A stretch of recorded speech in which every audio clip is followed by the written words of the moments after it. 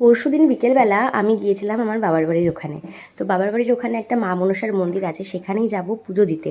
তো কালকে যেহেতু পুজো, তো এই কারণে আমরা পরশুদিন যাচ্ছি, যেহেতু মাকে আজকে সাজানো হবে। তো আমাদের বিয়ের আগে মা মানত করেছিল তর্পণ আর আমার নামে, যে একটা সোনার টিপ মাকে তর্পণ পরিয়ে দেবে। তো মা সেটা গড়িয়ে রেখেছে। তো আগের বছর আমরা দিতে পারিনি, আমাদের বিয়ের পর 1 বছর পুজো দিতে নেই কোনো। তো এই কারণে তারপর আমরা এই বছরে মাকে এখন সোনার টিপটা পরাবো। তো এই জন্য আমি, মা আর বোন আগে বেরিয়ে গেছি। আর দেখো কতটা কাদা, বৃষ্টি হয়েছিল প্রচণ্ড। আর আমি পৌঁছে গেছি মন্দিরে। আর এখানে না আমি অনেক বছর পর এলাম। ছোটোবেলায় প্রতি বছর এই মন্দিরে যেতাম বাবা মার সাথে প্রসাদ খেতে।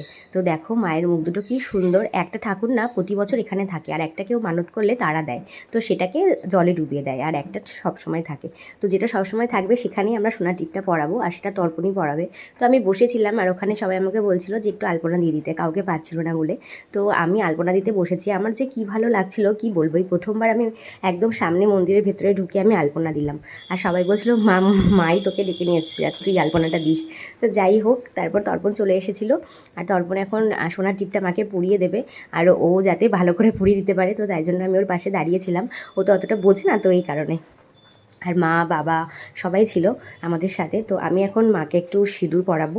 তর্পণের টিপটা পরানো হয়ে গেছে, আর আমি এখন মাকে একটু বরণ করে নেব সিঁদুর টিপ পরিয়ে। তো ওখানে সবাই আমাকে বলে দিচ্ছিলো কেমন করে পরাবো, আমি তো জানতাম না, তো এই জন্য। তারপর আমাকে বললো যে মধ্যের আঙুল দিয়ে পরাতে হয়। তো এই জন্য আমি আবার মাকে সোনার টিপের ওপরে একটু সিঁদুর পরিয়ে দিলাম। দেখো কত সুন্দর লাগছে না মায়ের মুখটা। তারপর আমরা ওখানে একটু প্রণাম করে চলে এলাম। তো কালকে আবার গিয়েছিলাম, তখন দেখো কত সুন্দর সাজানো হয়ে গেছে মাকে। আর আমরা এখন প্রসাদ খেতে এসেছি। আর তর্পণ আজকে আসতে পারেনি, ওর জন্য প্রসাদটা নিয়ে যাব। তো ঘন্টুকে নিয়ে আর বাবা মার সাথে এসেছি। আর এই দেখো খিচুড়ি প্রসাদ দিয়েছে। তো আমরা খাওয়া দাওয়ার পরে ঘন্টু দেখো এখন এখানে নাচ করবে, তো এই জন্য বাবার সাথে গিয়ে এখন নাচ করছিল।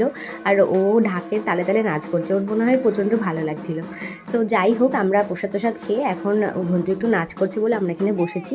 ও একটু নেচে নিই, তারপর আমরা বাড়ি চলে যাব। তো তোমরা আমার ব্লগ যদি প্রথম দেখে থাকো, তো আমার পেজটাকে প্লিজ তোমরা ফলো করে দিও আর পাশে থেকো। আর আমার ব্লগ তোমাদের কেমন লাগে তো প্লিজ জানিও, আর কেমন টাইপের ভিডিও তোমরা দেখতে চাও পরবর্তীতে তোমরা প্লিজ আমাকে জানিও, আমি চেষ্টা করবো সেরকম ভিডিও দেওয়ার। তো চলো আজকের মতো এখানেই শেষ করছি, দেখা হচ্ছে নতুন কোনো ভিডিওতে।